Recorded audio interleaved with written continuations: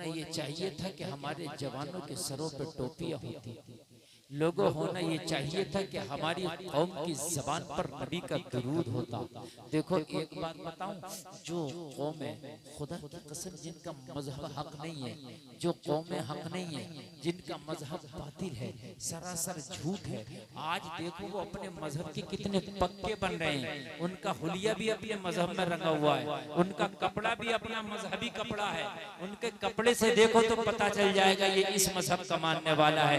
यार वो बातिल मजहब को, झूठे मजहब को ऐसा प्रचार कर रहे हैं कि हर वक्त अपने मजहब के रंग में रंगे हैं।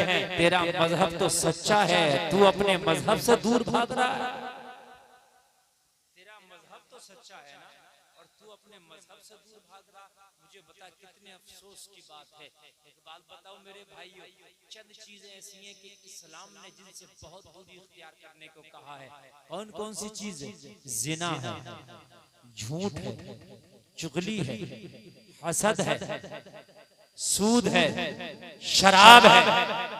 ये ऐसे गुनाह हैं जो आला किस्म के गुनाह की कैटेगरी में आते हैं। कोई सूद खाता ना, सूद तो 70 बड़े गुनाह मिलकर जितना अजाब मिलेगा, एक सूद खाने में इतना अजाब मिलता। समझिए, 70 बड़े गुनाह करने में जितना अजाब है, उन सबको मिलाकर खाली सूद में अजाब। और एक बात और बताऊं, इन 70 अजाब गुनाहों में सबसे छोटा गुनाह कौन सा है? बता दूं आपको, सूद खाने वाला जब सूद खाता है तो 70 गुनाहों के बराबर अजाब, 70 बड़े गुनाहों को मिला दिया जाए। इन बड़े गुनाहों को तो छोड़ो, इन बड़ों में 70 में सबसे छोटा गुनाह बताऊं, सूद खाने वाले का सबसे छोटा गुनाह अपनी माँ के साथ जिना करने के बराबर है। अब आप समझिए, ये छोटा है, इसका बड़ा कितना होगा। अब आप सोचिए, शराबी जिस मजलिस में बैठ जाए, उस मजलिस में किसी की दुआ कबूल ना हो। शराबी जिस घर में हो, उस घर में रहमत का फरिश्ता ना आए, रहमत का फरिश्ता ना आए। शराबी अगर शराब पी के मर जाए तो उसकी कब्र इतनी तंग हो जाए कि उसकी पसलियां इधर की इधर और इधर की इधर कर दे। ये हाल है शराबी का। राजस्थान की बात है, 2010 में 8 से 10 के दरमियान की बात है। एक नौजवान लड़के का इंतकाल हुआ। इंतकाल के बाद उस नौजवान लड़के को कब्र के अंदर दफन कर दिया गया। जैसे ही दफन किया, उसके घर वालों को लोगों ने बताया कि तुम्हारे बेटे का इंतकाल डॉक्टर की गलत दवा खा के हुआ है, डॉक्टर के गलत नुस्खा से हुआ है, डॉक्टर ने गलत दवा दी, उसके रिएक्शन से हुआ है। इसकी कब्र को खोल के बॉडी निकालो, और बॉडी निकालने के बाद में इसका पोस्टमार्टम कराओ, और उसके बाद डॉक्टर पे केस करो। डॉक्टर की वजह से लड़का मरा है। लोगों जरा गौर करना, दफन के 5 घंटे के बाद, सिर्फ 5 घंटे के बाद जब उसकी कब्र को खोला गया, और कब्र को खोलने के बाद में तख्ता हटाया गया। जैसे ही तख्ता हटाया तो क्या देखा, उसके कफन की धज्जियां उड़ी पड़ी है। उसका कफन ऐसे टुकड़े टुकड़े हुआ पड़ा है जैसे रुई धुनने की, रुअर धुनने की मशीन में रुअर को डालते हैं तो रुई कैसे रेजा रेजा हो जाती है। अल्लाहु अकबर। उसका जिस्म देखा तो ऐसा हुआ पड़ा है जैसे कि सड़क कूटने वाला बुलडोजर चला दिया गया हो। सड़क कूटने वाला रूलर किसी के ऊपर चला दो तो कैसे इंसान का जिस्म चिपक जाएगा जमीन से, इस तरह से उसका जिस्म चिपका पड़ा है। लोगों आंखें बाहर निकली पड़ी है, हैरत ज़दा थे लोग। 5 घंटे में कब्र ने क्या हाल कर दिया है। जब उसके घर वालों से पूछा गया इसका गुनाह क्या था, घर वालों ने बताया था ये रातों दिन शराब के नशे में धुत रहता था।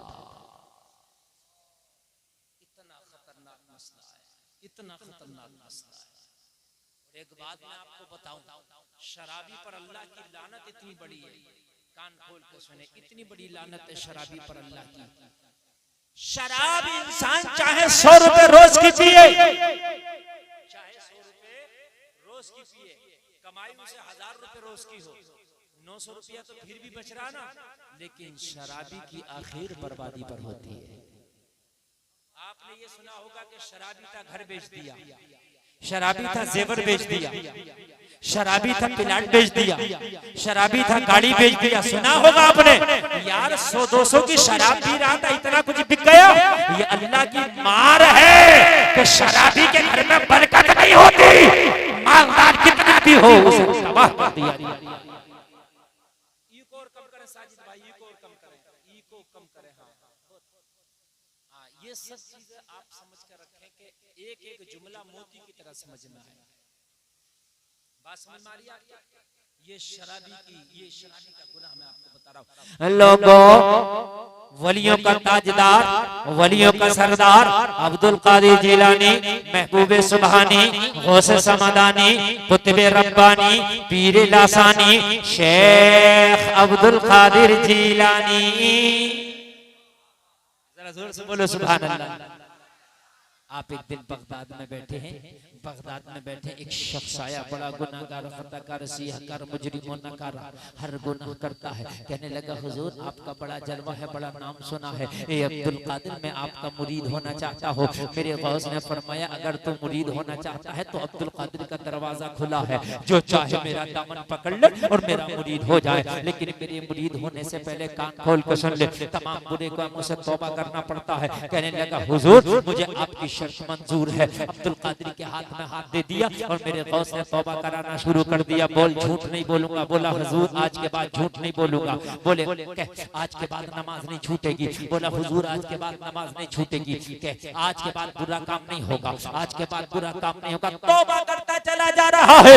लोगों जब मुरीद हो जाओ किसी के तो सच्ची तौबा करने के बाद, मुरीद होने के बाद फिर गुनाह न करना, इसलिए कि मुरीदी का मतलब ही ये है कि पीर के हाथ में हाथ दे के जो वादा किया है उस पर अमल करना जरूरी है। कान खोल के सुन लो, सरकार गौसे पाक ने तौबा करा दिया, तौबा करता चला जा रहा है। अब सबसे बड़े गुनाह पे मेरे सरकार आए, कहने लेकिन तौबा कर, शराब नहीं पीऊंगा, तू शराब भी बहुत पीता है। कहने लगा हुजूर मैंने सारी शर्तों को मान लिया है। आपने कहा नमाज पढ़ूंगा, आपने कहा तिलावत करूंगा, आपने कहा रोजा रखूंगा, आपने कहा झूठ नहीं बोलना नहीं बोलूंगा, आपने कहा बुरे काम नहीं करना नहीं करूंगा, मगर एक शर्त मेरी मारना पड़ेगी कि मैं शराब नहीं छोड़ूंगा। शराबी था और गौसे आजम को शराब छुड़ाना, क्योंकि जब तक शराब नहीं छोड़ेगा तो फिर गुनाह नहीं छोड़ेगा। जब तक शराब नहीं छोड़ेगा तो गुनाह नहीं छोड़ेगा। शराब बहुत खतरनाक गुनाह है। एक लड़की ने एक नेक शख्स से कहा मैं तुझसे शादी करूंगी। बोला मैं तुझसे शादी करना चाहता हूँ, करूंगी, लेकिन एक शर्त है, या तो कत्ल कर दे, या जिना कर ले, या शराब पी ले, तीनों कामों में से एक काम। उसने सोचा मर्डर कर दूंगा ये भी बड़ा गुनाह, किसी की जान जाएगी, जिना करूंगा ये भी बड़ा गुनाह है, शराब पीना गुनाह लेकिन इतना बड़ा नहीं है इनके बराबर, थोड़ी देर के लिए नशा आएगा उतर जाएगा। शराब पिया तो इसके नशे में जिना भी कर बैठा, और जिना करने के बाद मर्डर भी कर बैठा। शराब गुनाहों का दरवाजा है। शराब के बाद दूसरे गुनाह बहुत आसानी से होते हैं। शराब गुनाहों का दरवाजा है। सरकार गौसे पाक ने फरमाया अरे शराब ही तो गुनाहों का दरवाजा है, तू शराब से तौबा कर, तभी मेरी बारगाह से उठेगा, तभी तुझे मुरीद बनाया जाएगा। कहने लगा हुजूर मुरीद करना है तो करो, मगर शराब नहीं छूटेगी। शराबी बड़ा जिद्दी होता है और सरकार गौसे पाक भी बड़े जिद्दी हैं। कहने लगे हम तेरी शराब छुड़ा कर रहेंगे, और वो बोला कि हम हर चीज छोड़ देंगे लेकिन शराब नहीं छोड़ेंगे। हम हर चीज छोड़ देंगे लेकिन शराब नहीं छोड़ेंगे। जरा तवज्जो करें आप, सरकार गौसे पाक इधर तवज्जो फरमाएं। आप इधर उधर ना देखें, आप इधर तवज्जो फरमाएं। ऐसा लग रहा है कि यहाँ तकरीर करना इतना मुश्किल है, इतना मुश्किल है, इतना मुश्किल है जैसे बंजर जमीन में खेती करना। आपको जितनी काम की मैं बातें बता रहा हूँ ना, ये इतनी काम की बातें रोजाना नहीं मिलेंगी। मैं उस गौस की बात कर रहा हूँ, अगर बगदाद से आज भी निगाहे करम कर दें तो यहाँ बैठे बैठे बेड़ा पार हो जाए, यहाँ बैठे बैठे। और आज भी निगाह तिरछी कर लेना तो बड़े बड़े मूंछ वाले जमींदोज हो जाए। ये सरकार वैसे पाके 12 साल की कश्ती निकाल दे अगर इशारा हो जाए तो। मरे हुए लोगों को इशारे से जिंदा कर दे अगर कर्म हो जाए तो। और जिंदा लोगों को, जो ये टेढ़े बेड़े चल रहे हैं ना, जिंदा लोगों को एक नजर डाल देना तो एक नजर में जिंदों को मुर्दा कर दे। ये है गौसे पाक। सरकार गौसे पाक की बारगाह में एक शख्स आ गया मजाक बनाने के लिए। कई लोगों को लेकर आया मीटिंग करके कि अब्दुल कादिर का मजाक बनाएंगे। मैं जिंदा इंसान मुर्दा की चारपाई पे लेटकर चादर ओढ़ के कफन पहन के मुझे कांधा लगा के अब्दुल कादिर के पास लेके चलो और कहना हुजूर इसकी नमाज़े जनाजा पढ़ा दो। अब्दुल कादिर जब नमाज़े जनाजा पढ़ाने लग जाएंगे मैं उठ के बैठ जाऊंगा। फिर मजाक बनाएंगे कि वैसे तो इतने बड़े वली हैं मगर ये ना देख सके कि मुर्दा लेटा या जिंदा लेटा। सरकार गौसे पाक से पंगा लेने चल दिया। जिंदा इंसान कफन पहन के मुर्दे की चारपाई पे लेटा। मैं साजिद भाई मजा नहीं आ रहा, पता नहीं क्या बात हो रही है। मैं कहा बढ़िया थोड़ा सा कीजिए, आवाज थोड़ी सी अच्छी आए, क्योंकि मैक की आवाज हाँ सही रहेगी ना तो जरा मुझे बोलने में अच्छा लगेगा। सीटी ना मारे, मैं सीटी ना मारे। बहुत अच्छी आप सेटिंग कर रहे थे, आप बस घबराइए मत, सेटिंग अच्छी की। उसको कफन पहना के मुर्दा बना के था जिंदा, चादर उड़ा के था जिंदा, चारपाई पे लिटा के था जिंदा और चल दिए गौसे पाक की बारगाह में क्या करने, इम्तिहान लेने। और कुरान क्या कह रहा, अला इन्ना औलिया अल्लाह ला खौफुन अलैहिम वला हुम यहज़नून। अल्लाह के वलियों को न रंज है न खौफ है, वो टेंशन नहीं लेते। अगर वो अपनी पे आ जाएं तो अच्छे अच्छे के धुएं निकालते हैं। अल्लाह वालों से मत टकराना।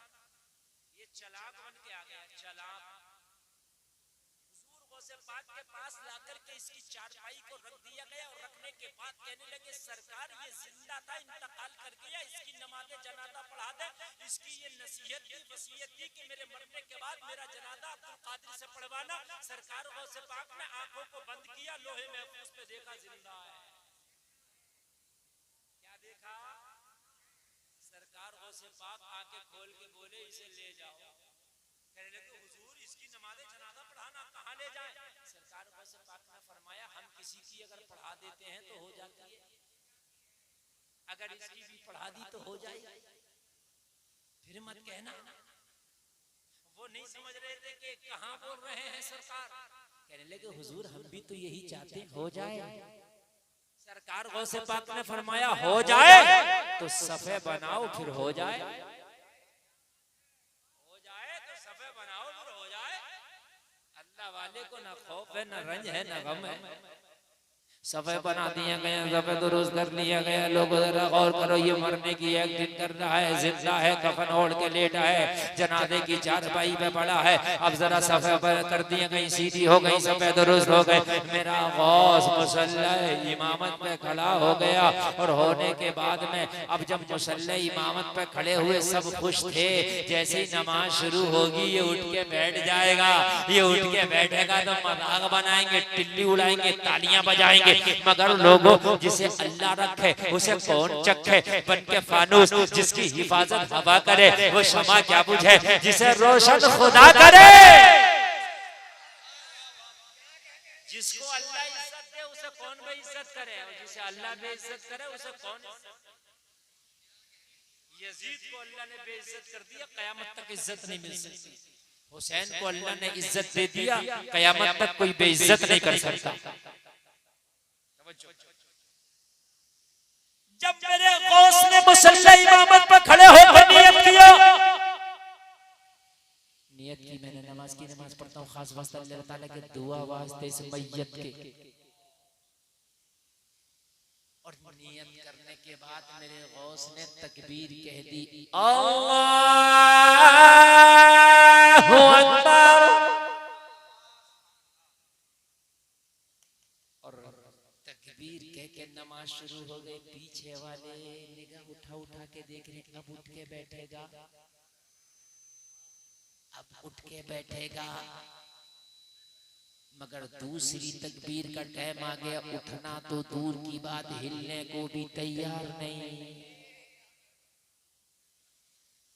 बेटा यहीं रख जाओ, चला जाओ, बस यहीं रख। बेटे बड़ा डिस्टर्ब, वैसे तेरा डिस्टर्ब, तुम मजीद ना कर।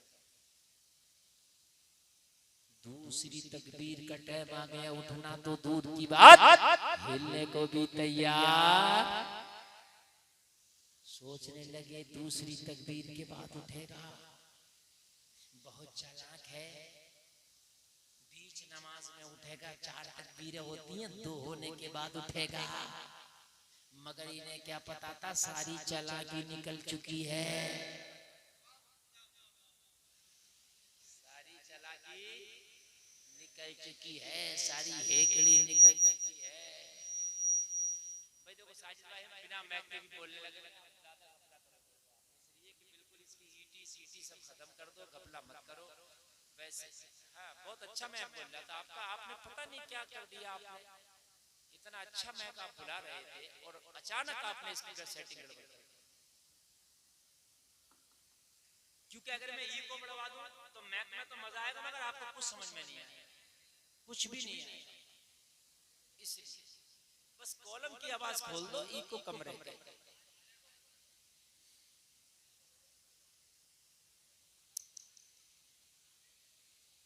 समझ में आ रही? दूसरी तकबीर का टाइम आया, दूसरी तकबीर हो गई, अल्लाहु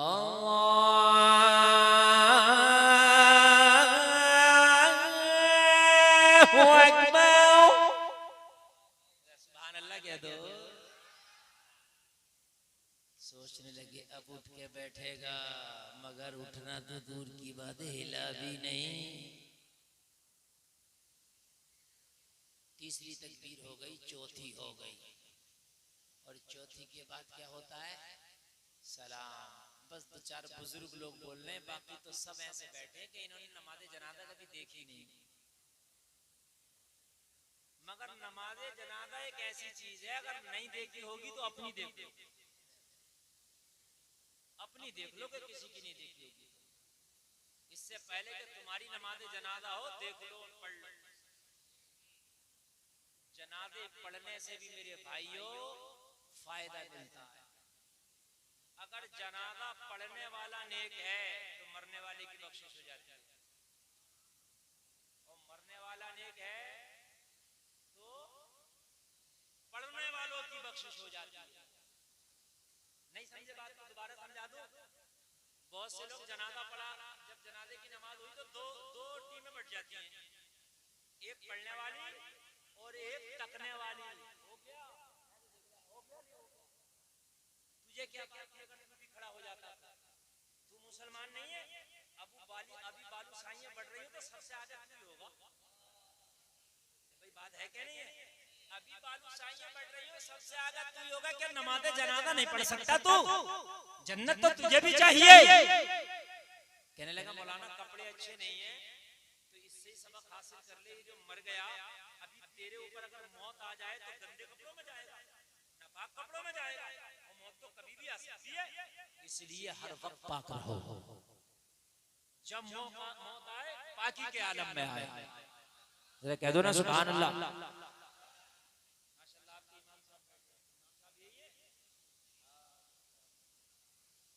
देखो मेरा ना मूड बनता तो तकरीर होती है, मूड नहीं बनता तो सच में नहीं हो पाती।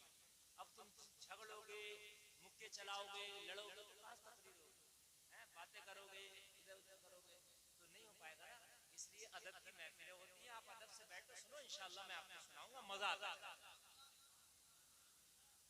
और ये नहीं मैं तो 4 घंटे बोल के जाऊंगा, आप तो आधा घंटा भी सुनोगे तो आधा घंटा सुना के चले जाओगे, लेकिन प्यार से सुनो। बस नमाज़े जनाजा जरूर पढ़ो। अगर आपको याद नहीं है तो क्या करें, तब भी पढ़ो।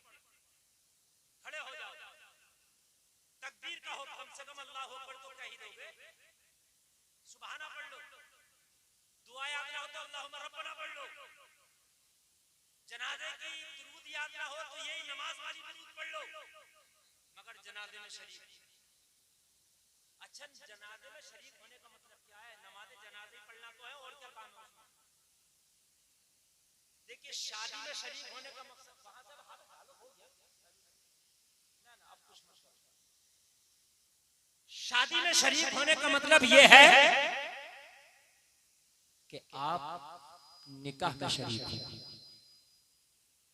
जनाजे में शरीक होने का मकसद यह है कि नमाज जनाजा में शरीक है ना।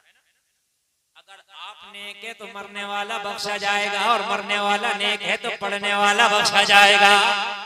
अब सही बोल रहा, अभी सब छूना मत। बात समझ में आई कि नहीं आई? अगर मरने वाला नेक है तो कौन बख्शे जाएंगे? पढ़ने वाले। खाली मरने वाले का फायदा नहीं है नमाज जनाजा पढ़ने से, बल्कि पढ़ने वालों का भी फायदा है। इसलिए नमाज जनाजा पढ़ा करो। नमाज जनाजा में दुआ की जाती है, अल्लाहुम्मा ग़फ़िरली हय्यिना व मय्यितना, जिसका तर्जुमा है मौला हमारे जिंदों की मग़फ़िरत फरमा। पहले तो दुआ जिंदों के लिए हो रही है, जिंदों की मग़फ़िरत फरमा, व मय्यितना, फिर दुआ हो रही है हमारे मुर्दों की मग़फ़िरत फरमा। तो बेवकूफ, पहले तो तेरा फायदा हो रहा, मरने वाले के लिए दुआ तो बाद में है, पहले हय्यिना, जिंदे के लिए, अपने लिए। और अगर मरने वाला नेक है तो इसके सदक़े में जिंदे की बख्शिश। जोर से बोलो।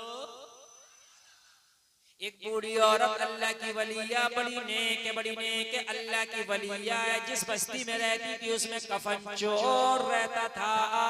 मरने के बाद लोगों के कफन चुरा लिया करता था। लोगों, अल्लाह वाली के इंतकाल का वक्त करीब आया। इस खातून ने सोचा मेरा इंतकाल होगा, मुझे कब्र में रख के आ जाएंगे तो ये कफन चोर मेरा कफन भी चुरा लेगा। लाओ, जिंदगी में इससे पहले बात कर ली जाए, जिंदगी में इससे मामला कर लिया जाए, जिंदगी में इससे पहले ही कर लिया जाए। लोगों, कफन चोर को इस अल्लाह वाली ने बुलाया, मौत का वक्त करीब है। अल्लाह की वलिया ने बुलाया, मौत का वक्त करीब है। बुला के कहने लगी, ओ कफन चोर, मैं जानती हूँ तेरा काम क्या है। रातों को कफन खोल कर, रातों को कब्र खोद के लोगों के कफन चुराता है, उनके लाशों को नंगा कर देता है। मेरा इंतकाल होने वाला, मैं मरने वाली हूँ, मेरा कफन चुराना। मेरा कफन, कहने लगी, मैंने जिंदगी में इतना पर्दा किया है कि मेरा बाल भी किसी शहर ने नहीं देखा है। मेरे मरने के बाद मेरी लाश को नंगा ना करना। मैंने बड़ा पर्दा किया है, जिंदगी में कभी गैर महरम ने मेरा चेहरा नहीं देखा। मेरा कफन न चुराना। मैं तुझे जिंदगी में कफन की कीमत दे रही हूँ। अल्लाह वालों की शान ने रखा, उसने कोई झगड़ा नहीं किया, ये नहीं कहा कि मैं लोगों को बताऊंगी, ये करूंगी। मैं तेरी कफन की कीमत जितने का बेच के आता ना बाजार में, उतनी तेरी जिंदगी में दे रही हूँ। कहने लगा, इससे अच्छा क्या है, कब्र खोदने से बच जाऊंगा, रात को जाने से बच जाऊंगा, कफन चुराने से बच जाऊंगा। अरे मेरा तो मकसद कफन की कीमत है ना, मैं तो कफन चुरा के भी कफन बेचता हूँ। मुझे अगर तू कीमत दे देगी तो मैं तेरा कफन नहीं चुराऊंगा। कहने लगी, कफन की कीमत बता। इसने मीडियम कफन की कीमत बताई, बूढ़ी ने अदा कर दी। मीडियम वाले की बताई, भाई कपड़ा तो कीमती भी है, मीडियम भी और कम कीमती भी है। इसने बीच वाले की बताई, और बताना भी चाहिए था बीच वाले की, क्योंकि हर आदमी थोड़ी ना कीमती कफन पहनता है। इंतकाल के चंद रोज पहले रकम दी और चंद दिन के बाद इंतकाल हो गया। बूढ़ी औरत बहुत नेक थी, लोग बस्ती वाले बूढ़ी औरत से बहुत खुश थे, इसलिए कि ये अल्लाह वाली थी।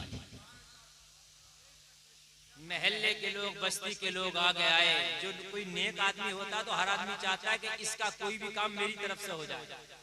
लोगों ने कहा, इसका कफन मैं दूंगा। कोई बोला मैं दूंगा, कोई बोला मैं दूंगा, कोई बोला मैं दूंगा, कोई बोला मैं दूंगा। लोगों में होड़ लग गई, बहस शुरू हो गई, मैं कफन दूंगा, मैं कफन दूंगा, मैं कफन दूंगा। अब किसी एक का कफन दिलाया जाए तो बाकी नाराज हो जाए।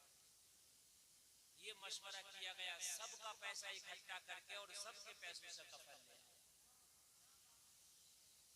सबका पैसा डाल के सबके पैसों से क्या ले आओ, कफन ले आओ। और जब सबका पैसा थोड़ा थोड़ा भी डाला गया तो ज्यादा हो गया। अरे भाई अगर 50 लोगों का 100 भी डालोगे तो 5000 हो गया, तो 5000 का कफन आएगा तो 1000 वाले से तो कीमती आएगा ना। कफन आ गया कीमती वाला। कौन सा आ गया? और इसने कौन से की कीमत दी थी? बीच वाले की। कफन चोर को पता लग गया तुमने मीडियम की कीमत ली है और कफन तो पूरी को लग गया कीमत वाला। तो कफन चोर भी बड़ा जिद्दी था, कहने वाला, अगर कहने लगा अगर कीमती लगा है कफन तो मैं अपना नुकसान नहीं करूंगा, फिर चुराऊंगा। इसलिए कि मैंने तो मीडियम का लिया ना, और अगर मीडियम हुआ और नीचे वाला हुआ तो नहीं चुराऊंगा, लेकिन अगर कीमती हुआ तो नहीं चुराऊंगा। अब पता कैसे लगे कि कफन कौन सा है? अगर जाके पूछने लगा भी कौन सा वाला कफन है, लोग पकड़ के ना मारेंगे? कफन चोर यहाँ कफन चुराने के लिए आ गया। अब पता कैसे लगे कफन कैसा? सोचने लगा एक काम करते हैं, इसके जनाजे में शरीक होते हैं और अगली सफ में नमाज पढ़ेंगे जनाजे की। लोग सोचेंगे ये भी एक हो गया। अच्छा नमाज पढ़ने अगर झूठा गुनाहगार शराबी आ जाए तो मस्जिद से तुम नहीं भगाओगे, चलो अच्छी बात है यार मैं आज नमाज पढ़ ला। यार शायद सुधर गया, आप खुश हो कि भाई यार सत्ता काटता है ना, और आज मस्जिद में आकर नमाज पढ़ ला, बड़ी अच्छी बात है, या अल्लाह इसे ऐसे हिदायत दे। आ गया अगले सब में लोग खुश हो गए, भाई सुधर गया शायद, कफन छोड़ता तो नमाज़ें पढ़ने लगा। मगर ये क्या करने आया था? कफन देखने, कितना कीमती है, अगली सबसे देखूंगा। नमाज थोड़ी ना पढ़ रहा, कफन देख लिया, कफन था कीमती, लगा लिया हिसाब, कीमती है नहीं छोड़ेंगे अम्मा, हमने मीडियम का लिया था। इतने कीमती का नहीं दिया था आपने जितना पहन के जा रही है, मीडियम का लिया था। वो लोगों जरा गौर करना, जरा गौर करना। अगली सब में खड़े होकर नमाज़े जनाजा पढ़ लिया। नमाज़े जनाजा पढ़ने के बाद में जनाजे को कांटा भी दे दिया। कांटा देने के बाद में कब्रिस्तान तक ले गया। कब्रिस्तान तक ले जाने के बाद में लोगों कब्र में जनाजे को रख दिया गया। जैसे ही मिट्टी दे दिया गया, कब्र बना दिया गया, निशान लगा दिया, ये कब्र है, रात को आना है। रात आई, सारा शहर सो गया, सारे लोग सो गए, अपना सामान उठाया, कुदाल उठाया और अपना सामान हथियार उठाने के बाद कब्र पे आ गया। और कब्र पे आने के बाद कब्र खोदने लगा, कब्र की मिट्टी हटा दिया, तख्ता हटाया और इसका एक टेढ़ा सरिया था वो कब्र में डाल के लपेट के कफन खींचता था। जैसे ही इसने अपना सरिया डाल के कफन लपेटना शुरू किया, जलसे में आने वालों कब्र के अंदर से आवाज आई, अरे ताज्जुब की बात है, एक जन्नती होकर जन्नती का कफन चुरा रहा है। आवाज आई,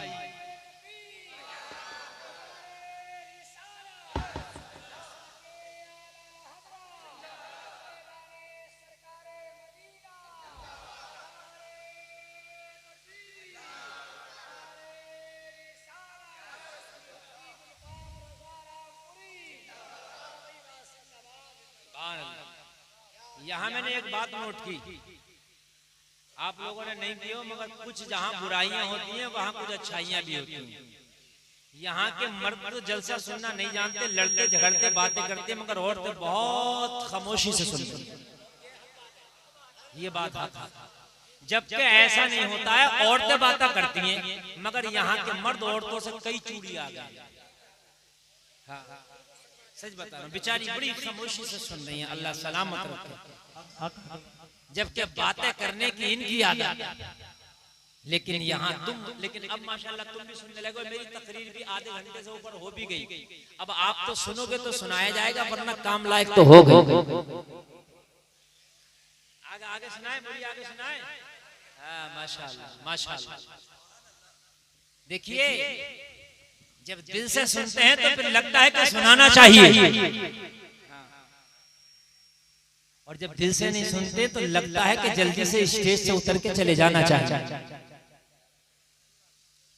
आवाज आई ताज्जुब जन्नती हो, जन्नती का कफन चुराता है। हाथ से सरिया छूट गया, कांप गया। इसने तो कभी अपने आप को जन्नती सोचा ही नहीं था कि यार मैं तो कफन चुराता हूं, मैं भी जन्नती हो सकता हूं। जो आदमी गुनाह करता है उसे एहसास होता है अपने गुनाह का, दिल अंदर से जो है बिल्कुल सही डिसीजन देता। बुरा आदमी जबान से कुछ भी कहते, मगर जब दिल की आवाज सुनेगा तो दिल ये कहेगा ये काम गलत है। अल्लाह अल्लाह सरिया छूट गया, एकदम से कांपने लगा, कहने लगा मौला मैं कब से जन्नती हो गया। कब्र पे पड़ गया, पड़ के कहने लगा ओ बूढ़ी खातून, ये कफन चुराने वाला कब से जन्नती हो गया। तो कब्र से आवाज आई, अरे जब से हमारा जनाजा पड़े हो, जब से जन्नती हो गए हो।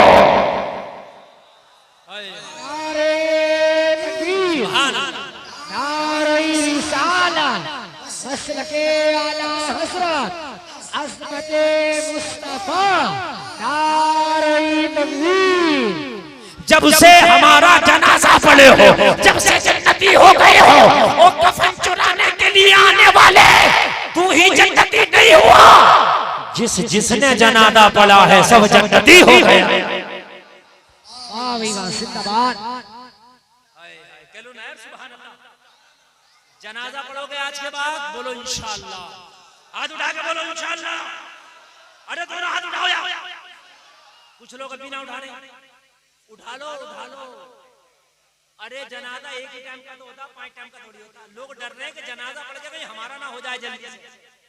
ओ भाई जनाजा पढ़ो या ना पढ़ो, मरना तभी है जब लिख दिया। जनाजा पढ़ो, नमाज़े जनाजा अगर आप पढ़ेंगे ना तो नमाज पढ़ने की आदत आएगी। नमाज़े जनाजा पढ़ेंगे ना तो दिल में खौफ खुदा होगा। नमाज़े जनाजा पढ़ेंगे तो कभी तेरी वजह से मरने वाला बख्शा जाएगा, कभी मरने वाले की वजह से पढ़ने वाला बख्शा जाएगा। रोने लगा, आंखों से आंसू निकलने लगे, कहने लगा मौला मैं तो अपने आप को दोज़खी समझता था, मैं तो अपने आप को जहन्नमी समझता था, मैं तो अपने आप को गुनहगार समझता था, मैं तो अपने आप को खताकार समझता था, मैं तो अपने आप को बड़ा बुरा समझता था। मगर मौला तेरी बंदी की निगाहे करम, इनकी नमाज जनाजा पढ़ने की बरकत है कि मुझ जैसे गुनाहगार को तूने जन्नती बना दिया। कब्र पे हाथ उठा के बोला मौला आज रात में तौबा करता हूँ कि आज के बाद कभी कफन नहीं चुराया जाएगा। तौबा हो गया, और जब तौबा बंदा कर लेता है सच्चे दिल से तो ऐसे हो जाता है जैसे आज ही माँ के पेट से जन्म लिया।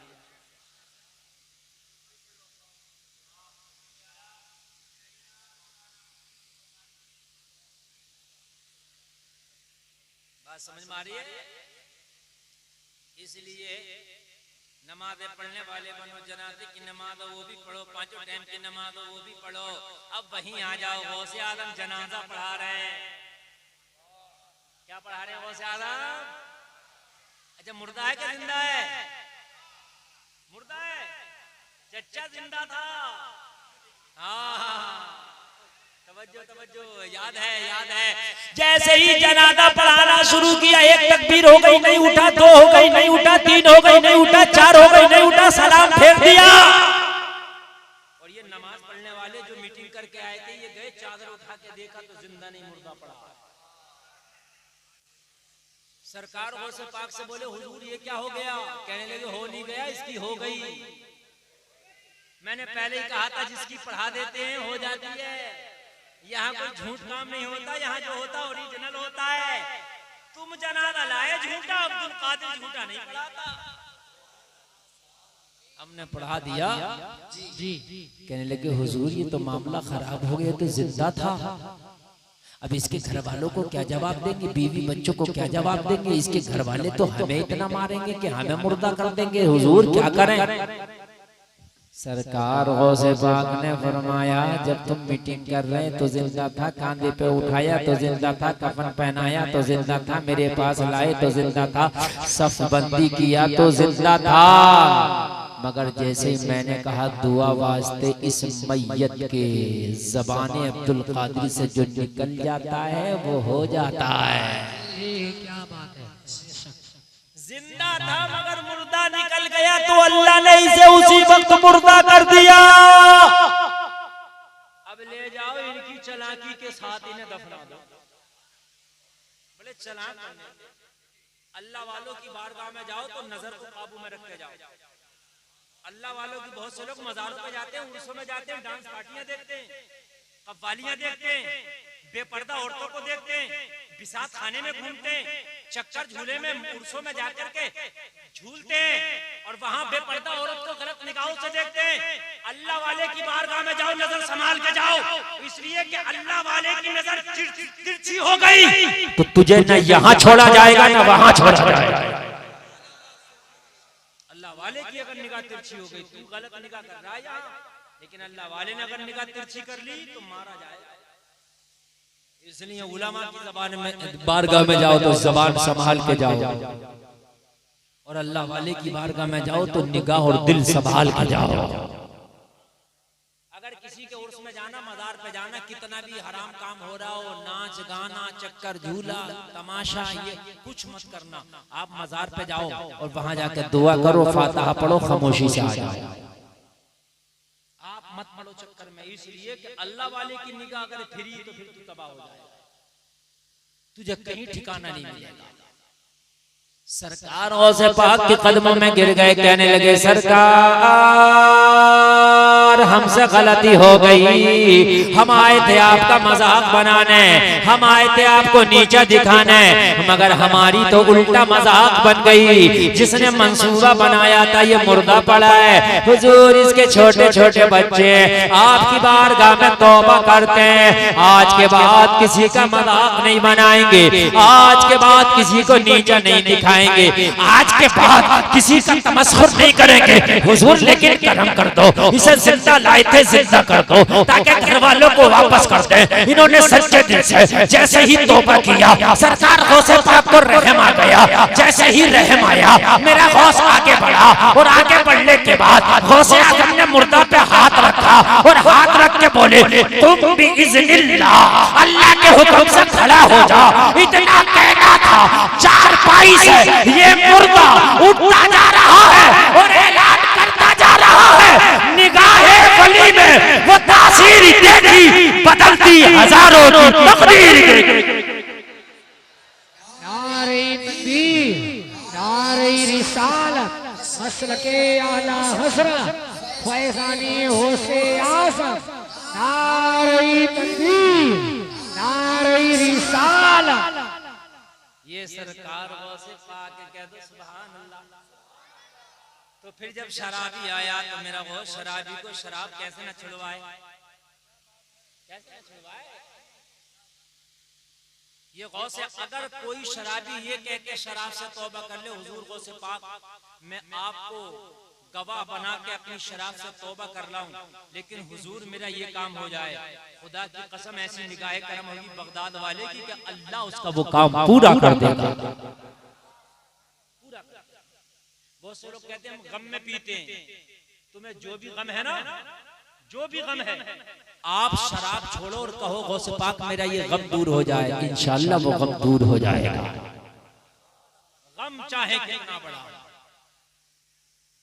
सरकार गौसे पाक ने कहा शराब छोड़ोगे? कहने लगे हुजूर नमाज पढ़ूंगा, कुरान पढ़ूंगा, झूठ नहीं बोलूंगा, सब काम करूंगा, मगर शराब। तो कहने लगे हम मुरीद नहीं बनाएंगे। कहने लगा बनाओ मत बनाओ, लेकिन हमसे शराब नहीं छूटेगी। रुमाल उठाया, गमछा उठाया, जाने लगा। मेरे गौस ने कहा वापस तो आ, कहाँ जा रहा भाई? कहने लगा हुजूर हमारी तो एक ही शर्त है, पिएंगे। मेरे गौस ने फरमाया इधर आ जा, अगर इस बारगाह से हिदायत ना मिली तो फिर हिदायत कहाँ मिलेगी? अरे यहाँ से भी खाली चला गया तो तौबा कहाँ करेगा? जमाना ताना देगा, अब्दुल कादिर की बारगाह से खाली आ गया। अब्दुल कादिर ने दिल में सोची तेरी शराब तो छुड़ा कर रहेगा अब्दुल कादिर, तू क्या पिएगा, तेरी तो छुड़ा कर रहेगा। सरकार गौसे पाक से सच्ची अकीदत रखा करो, इंशाअल्लाह गुनाहों की आदत छूट जाएगी। गौसे पाक फरमाते मेरी बगैर मर्जी के कोई मेरा नाम तक नहीं ले सकता। समझो करें आप। गौसे पाक ने कहा अच्छा मैं तेरी शर्त मान लूं शराब वाली, तो मेरी एक शर्त मानेगा? कहने लगा हुजूर आपकी तो 1 लाख शर्त मानने तैयार, मगर शराब वाली मेरी मान लो। गौसे पाक ने कहा चल तू पी लेना, मेरे सामने कभी न पीना। सुभान। अब मैं आपको ये बताना चाह रहा हूँ, हम जब गुनाह करते हैं तो क्या सोच के गुनाह करते हैं, ये तो बताओ। हम सोचते हैं कि कोई नहीं देख रहा। जब वलियों के वली का ये आलम है तो नबियों के नबी का आलम क्या होगा?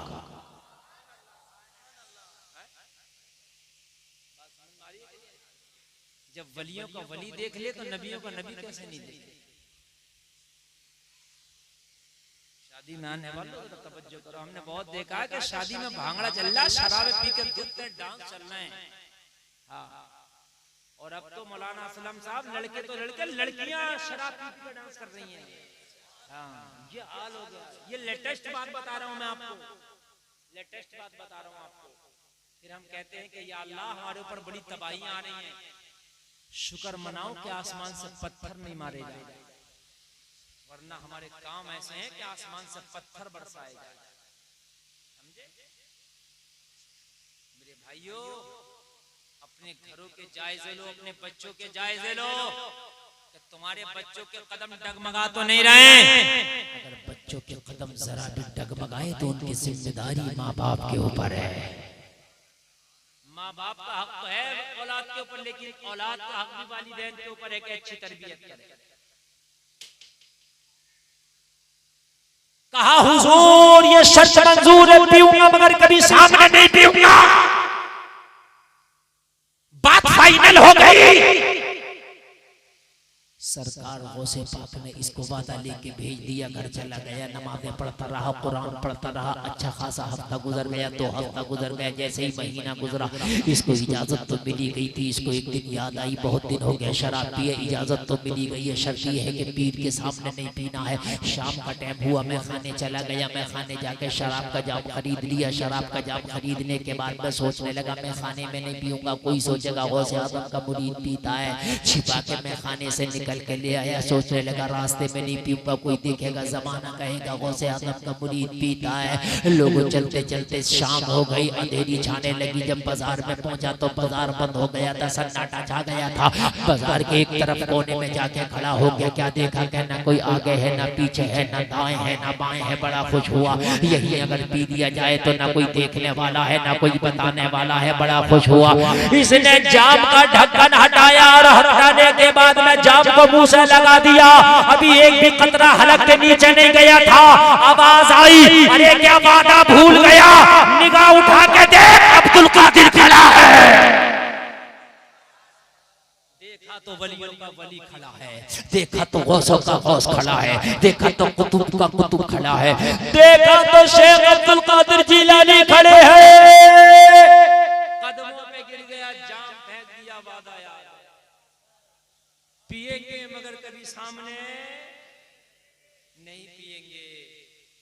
अब फेंकने के बाद में सरकार गौसे पाक ने फरमाया फिर घर जाओ आराम से ईशा पढ़ के सो। जा रहा था, सोच रहा था या अल्लाह हम तो बड़ी छिपा के लाए थे, मेरे पीर को किसने बता दिया। बात ये थी, मगर इसे क्या पता था तेरा पीर पीर भी है, रोशन ज़मीर भी है। पीर पीर भी है, रोशन ज़मीर भी है। कहने लगा था यार लग रहा है किसी ने देख लिया और जाकर लगा दी हजरत से। क्योंकि आजकल लगाने के भी मामले बहुत चल रहे हैं। जब तक क्या इधर की उधर नहीं करेगा, बाल आदमी का खाना हजम नहीं हो रहा ना। जिसके घर खाना खा कर आ रहा शादी में ब्याह में, उसी के घर की बुराई कर रहा। नमक कम था, मिर्चें कम थी, बोटियां नहीं थी, ठंडा था। भाई ये चुगली है, तुम उसी बेचारे का खा के आ रहे हो और उसी का आकर के बुराई कर रहे हो।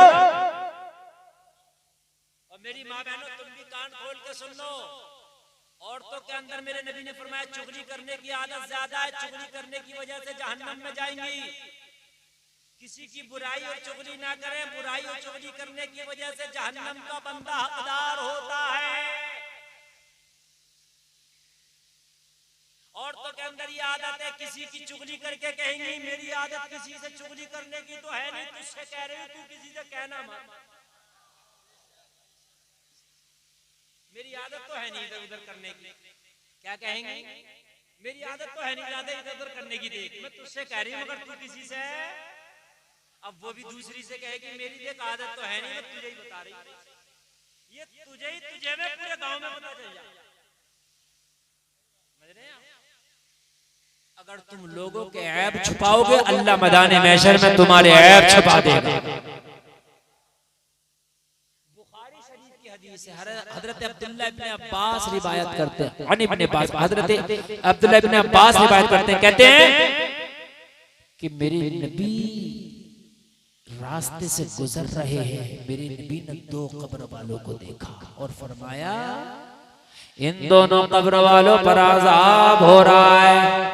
और फरमाया अज़ाब किसी बड़े गुनाह की वजह से नहीं, अम्मा अहदुहुमा फकान ला यस्ततिरु मिनल बौल, एक वो है जो दुनिया में पेशाब की छींटों से नहीं बचता था, व अम्मल आखरु फकान यमशी बिन्नमीमा, मेरे सरकार ने फरमाया दूसरा वो है जो चुगली करता था। ये हदीस शरीफ है, बुखारी शरीफ की हदीस, जिसका नंबर कुरान के बाद आता है। फरमाया एक वो है जो पेशाब की छींटों से नहीं बचता था, नापाक रहता था, दूसरा वो है जो चुगली करता था। चुगली करने की वजह से अज़ाब कब्र में गिरफ्तार किया जाएगा। लोगों तुम्हें कोई हक नहीं किसी की चुगली करने का, या तो उसे जाकर समझाओ ताकि वो गलत काम ना करे, और समझा नहीं सकते तो लोगों से जाके उसकी बुराई ना करो। सरकार से पाक में घर भेज दिया, घर चला गया, लेकिन इसे लगी कि ठाने हुआ था पीना पीना, कहने लगा या अल्लाह मैं आज तो पकड़ा गया मगर दूसरे दिन पकड़ा नहीं जाना है, बड़े हिसाब से काम करना। दूसरी शाम आई, फिर मैं खाने आ गया, मैं खाने आके जाम खरीद लिया, जाम खरीदने के बाद फिर घर में आ गया, रास्ते में नहीं पीऊंगा पकड़ा गया था, बाजार में नहीं पीऊंगा पकड़ा गया था, आज घर के अंदर पिया जाएगा। घर के अंदर ले आया, लाकर छिपा कर रख दिया, बीबी को खबर नहीं, बच्चों को खबर नहीं, जाम छिपा रखा है। आधी रात आ गई, सन्नाटा छा गया, बगदाद वाले सो गए, भूख आलम खामोशी तारी। आधी रात में उठा, जाम उठाया, उठाने के बाद बड़ा खुश है अब तो पकड़ा नहीं जाऊंगा। आधी रात है, जाम मुंह से लगाया, ओ जलसे में आने वालों अभी शराब का एक कतरा हलक के नीचे नहीं गया था, इसके घर में आवाज आई, अरे निगाह उठा के देख अब्दुल कादिर खड़ा है।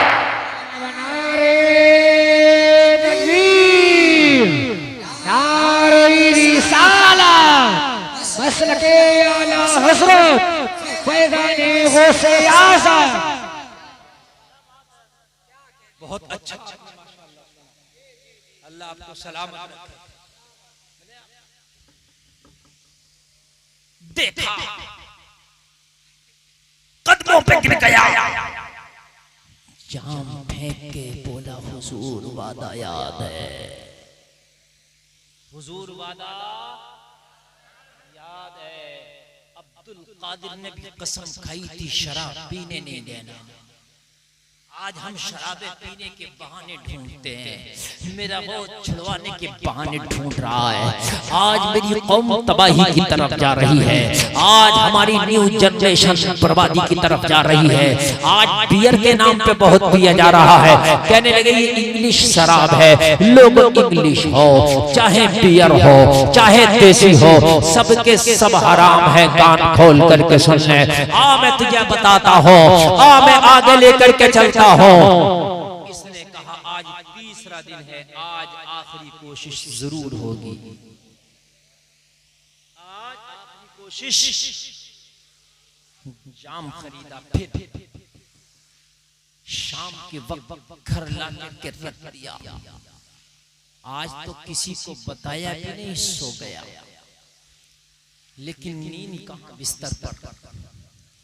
आधी रात में उठा, सोचने लगा कल इसी घर में पकड़ा गया था, आज इस घर में भी नहीं पीने का। आधी रात में चादर ओढ़ा, चादर ओढ़ के जाम उठाया, चादर में छिपाया, घर से बाहर निकल गया, दरवाजा बंद कर दिया, बगदाद से भी बाहर निकल गया, शहर बगदाद से बाहर जंगलों में निकल गया। चलते चलते पीछे मुड़ के देखा, बगदाद इतनी दूर था कि नजरों से ओझल हो गया। इसके और बगदाद के दरमियान झाड़ियां आ गईं, छोटी छोटी पहाड़ियां आ गईं, बीच सहरा में चारों तरफ से झाड़ियां, पहाड़ियां। अपना आदम ना आदम साथ, सोचने लगा ना आने वाला ना बुलाने वाला, यहाँ तो आज प्यास बुझ जाएगी, आज यहाँ तो दिल की लगी पूरी हो जाएगी। जाम उठा के मुंह से लगा दिया, तारीख गवाह है जलसे में आने वालों, तेरे गौस की फिर आवाज आई, अरे क्या भूल गया, निगाह उठा के देख, अब्दुल कादिर जंगल में भी खड़ा है। जब देखा सरकार गौसे आजम का जलवा पाया, कदमों पे गिर के बोला, हुजूर जब पीने नहीं देना था तो इजाजत क्यों दे दी थी? जब पीने नहीं देना था तो इजाजत पहले ही मना कर देते कि गुंजाइश ही नहीं है। सरकार गौसे पाक ने फरमाया, हम तो पहले ही मना कर रहे थे, लेकिन तुम मान कहाँ रहे थे?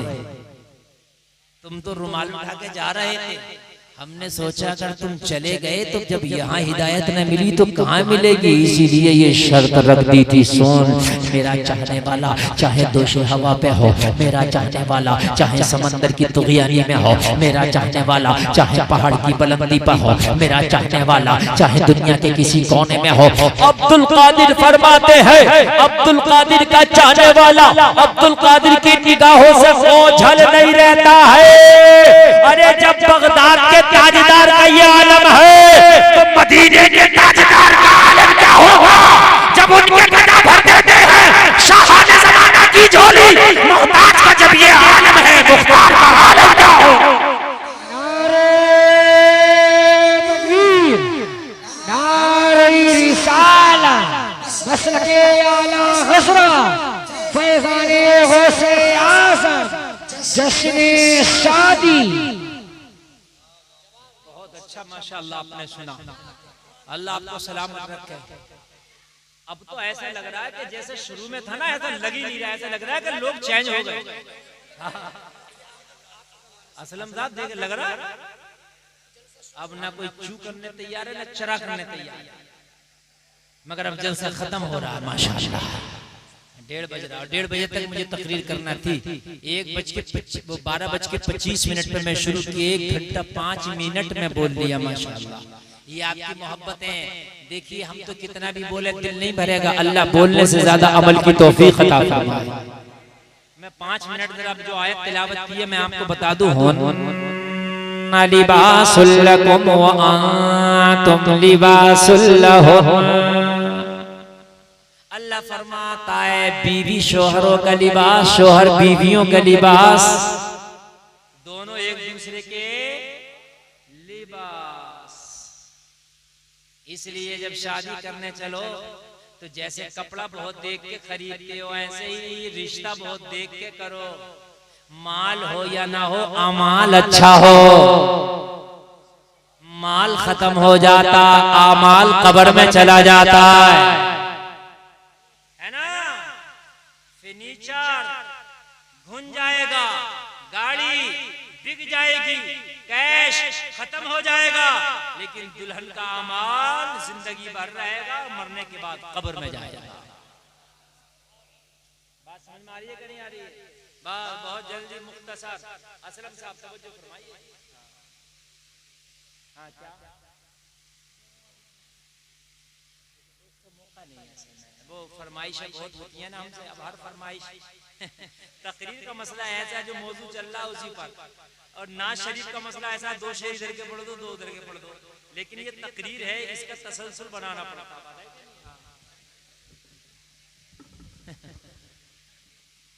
असल में ऐसा होता है ना, ये क्या करे, हमने एक बार बोल दिया था कि डोंगों में धुएं निकाल, अब हर आदमी कहता है कि धुएं निकाल। अरे वो कोई बात आई थी, बोल दिया था, हर वक्त थोड़ी नहीं। एक बार बोला, वो चैनलों पे इतनी गर्दिश करी, जिसे देखो धुएं निकल रहा। मेरे भाई, जो मैं बात कर रहा हूँ वो सुने। बीवी शोहर का लिबास, शोहर जैसे कपड़ा देख देख के खरीदते हो ना, ऐसे ही रिश्ता देख देख के करो। ये देखो कि लड़की नमाजी है कि नहीं, ये देखो कि लड़की पर्दा करती है कि नहीं करती, ये देखो कि लड़की बाहया है कि नहीं, और ये भी देखो कि लड़की घर वालों का अदब करती है कि नहीं करती है। जब अपने घर वालों का अदब नहीं करती तो तेरा कहां से करेगी? मेरी बात गलत है? बहुत से प्यार में पड़े हुए, प्यार में पागल हो रहे हैं। अब्बा से कह रहे हैं, अब्बा मर जाएंगे, कट जाएंगे, शादी वहीं करेंगे जहां प्यार कर लिया। और हमने इन प्यार के भूत बहुत जल्दी उतरते देखे। बात सही बता रहा हूं मैं। अभी वो एक आ गई है पाकिस्तान से, सीमा पार करके आ गई है प्यार में। उससे पूछे कोई कि जब तू 4 बच्चों के बाप का प्यार ना निभा सकी तो यहाँ के आके निभाई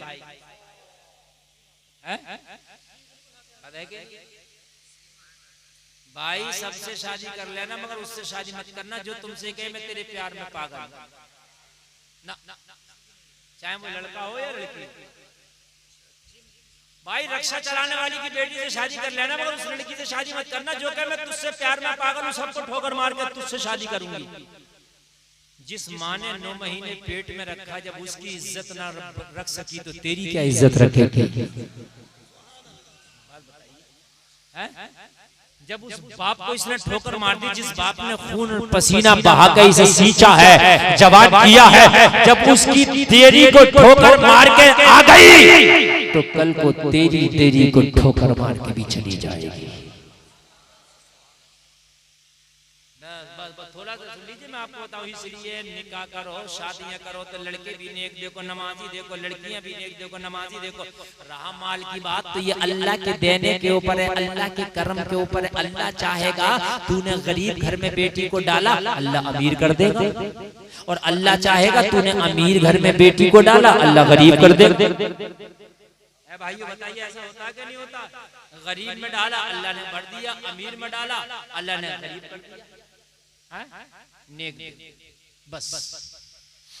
एक आखिरी बात मैं आपको बताऊंगा, ईमान ताज़ा हो जाएगा। एक हाफिज कुरान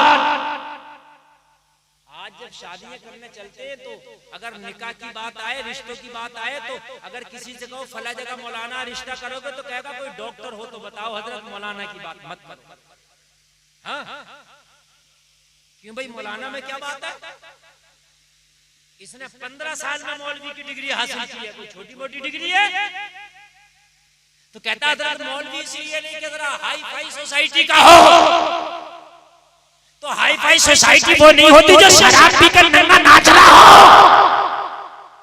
हाई फाई सोसाइटी वो है जो रात को बिस्तर पे लेटे तो ये कहता कहता लेटे, तुम सो जाओ या मुस्तफा, कहते कहते खुले आंख सर अला, कहते कहते। ये है हाई फाई सोसाइटी। किसी दिन नसीबा जागा ना तो ख्वाब में मदीने वाले का दीदार हो जाएगा, और जिस दिन नबी का दीदार हो गया ना उसी दिन समझ ले किस्मत की सारी चाबियां, तेरे सारे ताले खुल जाएंगे।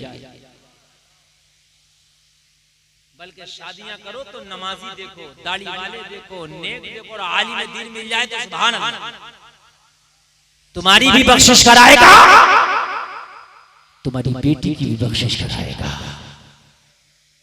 बस आखिरी बात बता रहा हूं, नजर गौर करें, गौर करें।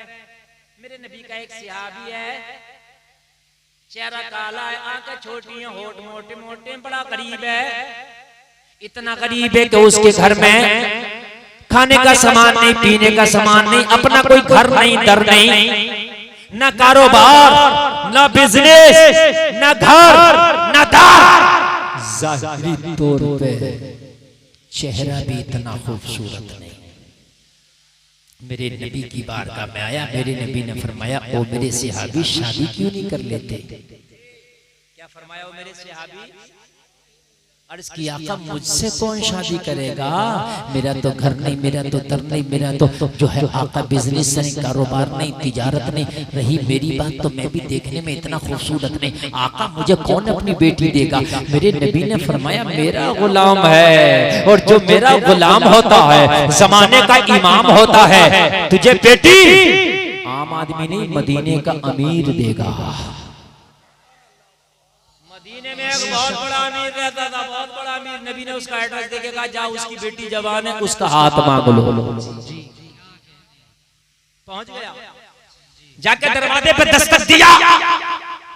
मेरी माँ बहने जरा कान खोल के सुने। आजकल का लड़का चाहता मॉडर्न लड़की हो, आजकल की लड़की चाहती है मॉडर्न लड़का हो। इन मॉडर्नों के चक्करों में तो कचहरी और कोर्ट में तुम्हारे मुकदमे चल रहे हैं। खुदा की कसम, अगर मुकदमे कम है तो फिर भी इन मौलवियों को, ये 5,000 की तनख्वाह में भी अपनी बीवी बच्चों को खुश रखते हैं। अगर कोई बीवी इन मौलवियों को टेढ़ी मिल भी जाए फिर भी बेचारे सब्र करते हैं कि लोग हम ही को बुरा करेंगे, चलो सब्र करो। सही बता रहे। मेरे नबी ने फरमाया जा उस अमीर की बेटी का हाथ मांग ले, तेरी शादी हो जाएगी। दरवाजे पे गया, दस्तक दिया, बेटी का बाप निकल के आया, किस लिए आए हो? अर्ज करने लगे हम तुम्हारी बेटी का हाथ मांगने आए हैं। कहा अपने आप को देखो, फिर मेरी आप मुझे देखो, तेरी औकात क्या है, मेरी अहमियत और हैसियत क्या है? मैं अमीर नहीं बल्कि बहुत अमीर इंसान हूँ, तू गरीब नहीं बहुत गरीब इंसान है।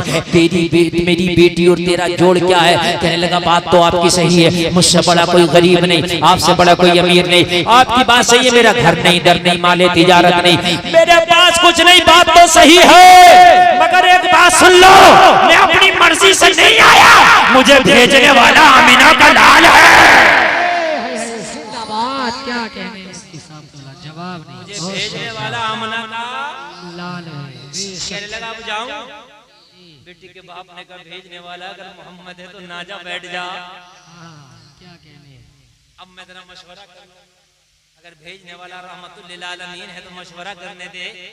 अब मैं अपने ऊपर तुझे नहीं भेजूंगा, वरना मैदान महशर में जवाब क्या दूंगा। अल्लाह अल्लाह, घर गया, बीवी से मशवरा करने लगा, ओ मेरी शरीक हयात रिश्ता आया, कैसा लड़का? कहने लगे वो लड़का जिसका कोई तिजारत नहीं है, वो लड़का जिसका घर दर नहीं है। बीवी ने कहा हम कर रहे हैं शादी ऐसी जगह। कहा सुन ले, खुद नहीं आया, भेजने वाले मोहम्मद रसूलुल्लाह। बीवी भी ने कहने लगी मैं ना भेजूंगी वापस, बेटी से पूछ लो, मैं ना भेजूंगी वापस, बेटी से पूछ लो। बहुत तेजी के साथ, बड़ा लंबा टाइम हो रहा है, आपको पता ही नहीं चल रहा तकरीर कितनी लंबी कर दी। बस 1 मिनट और सुन ले। बेटी से पूछ लो। जब बेटी के करीब आया, बेटी से पूछा बेटी तेरा रिश्ता? बेटी ने कहा अभी तो मेरा कोई इरादा नहीं है। कहा पूछ तो ले के है कौन? आने वाला वो है जिसका घर नहीं, आने वाला वो है जिसका दर नहीं, आने वाला वो है जिसके पास माले तिजारत नहीं, आने वाला वो है जो देखने में खूबसूरत नहीं। वो आया है मगर तेरा हाथ मांगता है, मगर भेजने वाला अमीना का लाल है, बता क्या करे? कहा बाप सोचने की जरूरत नहीं, रिश्ते को हाँ कर दो। खाली हाथ ना भेजो, हाँ कर दो। कहा बेटी गौर कर लो, मैं तुम्हें सोचने का मौका देता हूँ। कहो बाप ऐसा रिश्ता क्या पता निकल ना जाए। कहा बेटी इसके अंदर क्या खूबी है? घर इसका नहीं, दर इसका नहीं, माल इसका नहीं, तिजारत इसका नहीं, इसकी देखने में चेहरा अच्छा नहीं, फिर तू क्यों इसको अपना रही है? कहा बाबा मैं घर नहीं देख रही हूँ, मैं दर नहीं देख रही हूँ, मैं बिजनेस नहीं देख रही हूँ, मैं शक्लो सूरत नहीं देख रही हूँ, बल्कि मैदान महशर में जब मुझसे पूछा जाएगा तेरा रिश्ता कराने वाला कौन है, तो मैं कहूंगी मौला। दुनिया का रिश्ता कराने वाला दुनियादार है, मेरा रिश्ता कराने वाला मदीने का ताजदार है।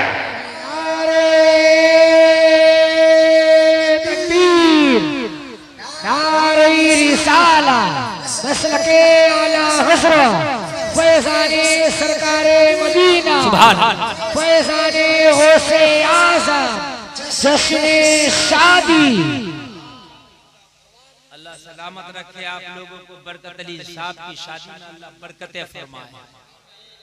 शादी करो तो मेरे भाई माल ना देखो वा माल देखो, शादी करो तो लड़की बाहया देखो, शादी करो तो लड़का बाहया देखो। रही माल की बात तो किस्मत से ज्यादा नहीं, वक्त से पहले नहीं। अल्लाह ने जब लिखा है अल्लाह अमीर कर देगा, अल्लाह ने अगर नहीं लिखा है तो कितना भी दे दो अल्लाह गरीब कर देगा। हमने देखा शादियों में गाड़ियां मिली मगर बिक गई, टेम्पुओं से सफर कर रहे हैं, टेम्पो में लटक रहे हैं, टेम्पो में नहीं देखे, टेम्पो में टुक टुक में लटक रहे हैं, वो जो चल रही है छोटी वाली ई रिक्शा। और हमने देखा शादियों में कुछ ना मिला, लेकिन अल्लाह ने इतना अता कर दिया कि जहाजों में टहल रहे हैं।